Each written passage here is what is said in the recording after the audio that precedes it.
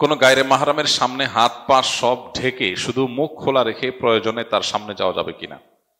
গায়রে মাহরামের সামনে আপনার পর্দা করতে হবে। এই পর্দার পরিধি কতটুকু, পর্দার সীমানা কতটুকু, এ ব্যাপারে আল্লাহ রাব্বুল আলামিনের যে নির্দেশ রয়েছে কোরআনে কারিমে, আল্লাহ সুবহানাহু ওয়া তাআলা বলেছেন, ওয়ালা ইউদিনা যিনাতাহুন্না ইল্লা মা যাহারা মিনহা,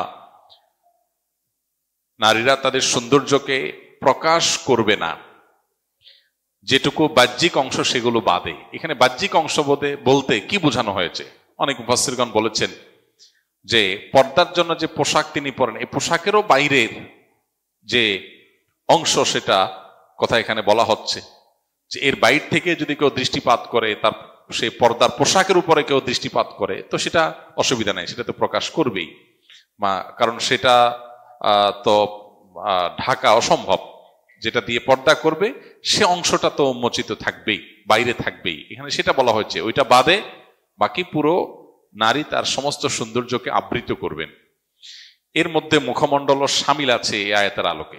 অনেক উলামা ইকরাম বা কোনো কোনো উলামা ইকরাম এর সাথে ভিন্নমত পোষণ করেন যে মুখমণ্ডল খোলা জায়েজ, কিন্তু অধিকতর নিরাপদ এবং অধিকতর অগ্রগণ্য এবং সংখ্যাগরিষ্ঠ আলেমদের মত হলো যে মুখমণ্ডলও পর্দার অন্তর্ভুক্ত হবে, কারণ মানুষের সৌন্দর্যের রাজধানী হলো তার মুখমণ্ডল। সো সেটাই যদি ওপেন থাকে তাহলে আর সৌন্দর্য ঢাকার যে নির্দেশ আল্লাহ দিয়েছেন সেটা আসলে সেভাবে প্রতিপালিত হয় না। আম্মা জান আয়েশা রাদিয়াল্লাহু তাআলা আনহা হজের সফরের অভিজ্ঞতা বর্ণনা করতে গিয়ে তিনি বলেছেন যে তিনি যখন হজ করেছেন নবী সাল্লাল্লাহু আলাইহি সাল্লামের সাথে, তখন তার দৃষ্টি সীমানায় কোন গায়রে মাহরাম পুরুষ এলে মাথার কাপড় তিনি টেনে দিতেন। এই যে মাথার কাপড় টেনে দিতেন, এখান থেকে বোঝা যায় তিনি মুখমণ্ডল ঢাকবার চেষ্টা করতেন। তো মুখমণ্ডল যদি পর্দার মধ্যে অন্তর্ভুক্ত না হতো তাহলে তিনি মাথায় থাকা কাপড় কেন টানতেন?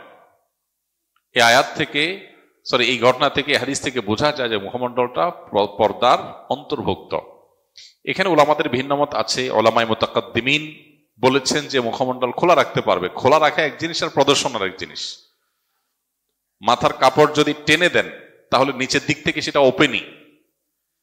আর আজকাল যেটা আছে যে এমন ভাবে হিজাব পরা হয় যে যেন মুখমণ্ডলটাকে আলাদা করে উপস্থাপন করা হয়, প্রেজেন্ট করা হয়, এমন ভাবে টাইট করে মাথার উপরে কাপড় বাঁধা হয়। তো মুতাকাদ্দিমিন বলেছেন খোলা রাখা জায়েজ। এখানে খোলা রাখা বলতে মাথার উপরে কাপড় টেনে দিলে, ঘোমটা যেটাকে বলা হয়, তার নিচের দিক থেকে খোলাই থাকে, কিন্তু আবার সেটা প্রদর্শনও হয় না। মুতাকাদ্দিমিন সেটাকে প্রদর্শন করতে বলেন নাই, খোলা রাখার অনুমোদন দিয়েছেন। তো এখন আমরা অনেকে সেটাকে প্রদর্শনের পর্যায়ে নিয়ে যাচ্ছি, যেটা আসলে শরঈ পর্দার যে আওতা আছে, সীমানা আছে, সেটার মধ্যে আসলে আসে না, প্রবেশ করে না।